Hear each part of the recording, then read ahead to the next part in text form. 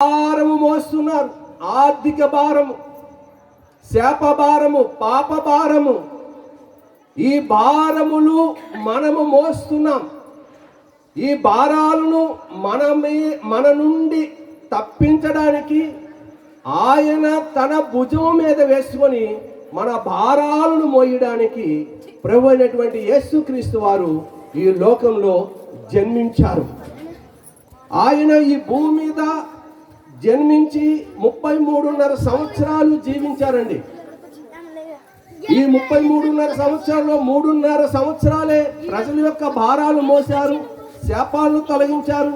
నీ పాపము కొరకు, నా పాపము కొరకు, నీ శాపము కొరకు, నా శాపము కొరకు ఆయన ఆ శిలువపై మరణించి మృత్యుంజయుడే తిరిగి లేచి ఆరోహణమై మరలా తండ్రి దగ్గరికి వెళ్ళాడు. ఇదిగో నేను త్వరగా వచ్చుచున్నాను, మీరు జాగ్రత్త పడండి అని చెప్పి వెళ్ళినటువంటి దేవుని యొక్క వృత్తాంతము ఈ యొక్క రాత్రి కాలమందు మనము తెలుసుకొని, మనము ఈ యొక్క రాత్రి కాలమందు ఆ ప్రభు యొక్క జన్మ దిన సందర్భము ఆయన ఎందుకు వచ్చాడు, మన భారాన్ని ఆయన ఏ విధంగా మోసాడు అనేటటువంటి ఒక 3 విషయాలను మీకు తెలియజేసి నేను ముగించాలని ఆశపడుతున్నాను.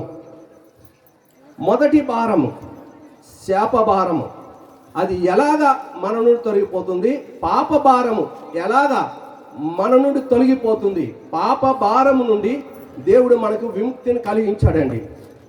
యోహాను సువార్త 3వ అధ్యాయము 1వ వచనం నుండి చదివినప్పుడు, యోహాను సువార్త 3వ అధ్యాయం 1వ వచనం నుండి, యూదుల అధికారి అయిన నికోదేమను పరిసయ్యుడు ఒకడు ఉండెను. ఈయన అధికారి, ఈయన పేరు నికోదేము, ఆయన పరిసయ్యుడు. పరిసయ్యుడు అని అంటే బైబిలు మాట పరిసయ్యుడు, మీకు అర్థమయ్యేటట్టు చెప్తాను. ఈ యొక్క వ్యక్తి ఎలా ఉంటాడంటే తనకు తాను హెచ్చించుకుంటాడు. నేనే గొప్పవాడిని, నేనే తెలివైన వాడిని, నేనే భక్తిపరులను, నాకే అన్నీ తెలుసు అని జీవించేటటువంటి వ్యక్తి నికోదేము. అతడు రాత్రి యందు యేసు వద్దకు వచ్చాడు. ఈ నికోదేము అనే అధికారి రాత్రి యందు యేసు దగ్గరికి వచ్చాడు. పగలెందుకు రాలేదు? ఈ రాత్రే తనకు సమయమా? యేసు దగ్గర రావడానికి రాత్రేనా అతనికి కావాలి? దీనికి ఒక మర్మం ఉంది. పగలు కానీ యేసు దగ్గరికి వెళితే అందరూ చూస్తారు, యూదులందరూ చూస్తారు. ఏమండి, ఈ ఊర్లో కూడా ఉన్నారు క్రైస్తవులే, కానీ వాళ్ళు ఎలా ఉంటారనంటే ఎవరు చూడకుండా ఉండాలి. ఒక ప్రార్థన రావడానికి కానీ గుడికి వెళ్ళడానికి కానీ భయపడతా ఉంటారు.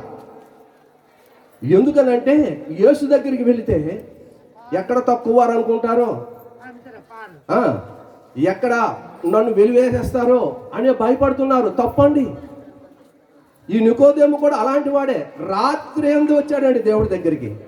వచ్చి, బోధకుడా, నీవు దేవుని యొద్ద నుండి వచ్చిన బోధకుడు అని మేము ఎరుగుదాం.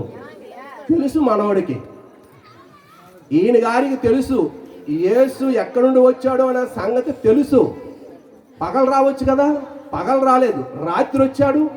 తనకి విషయం తెలుసు. యేసుక్రీస్తు సామాన్యుడు కాదు. ఆయన తండ్రి యొద్ద వచ్చినటువంటి దేవుని కుమారుడు, కన్యమరియ గర్భాన జన్మించినటువంటి వాడు. అన్ని సంగతులు ఆయనకి తెలుసు. వచ్చి, మేము ఎరుగుదాం, నువ్వంటే మాకేంటో తెలుసు.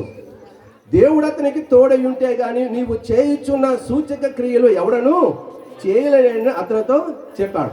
అమ్మో, ఇతనికి అన్ని విషయాలు తెలుసు. కుష్టు రోగులను బాగు చేశాడు, దెయ్యాలు పట్టినటువంటి వారికి విడుదలనిచ్చాడు.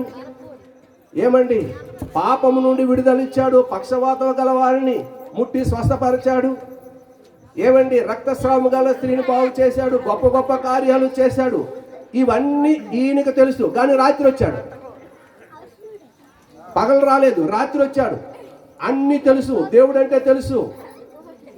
ఆ రాత్రి కాలమందు ఆయన దగ్గరకు వచ్చి, ఇవన్నీ కూడా మేము ఎరుగుదము, నీవు దేవుడు నీకు తోడై ఉంటే గాని నీవేవి ఈ యొక్క సూచక్రియలు, అద్భుతాలు, ఆశ్చర్య కార్యాలు చేయలేవని చెప్పాడు.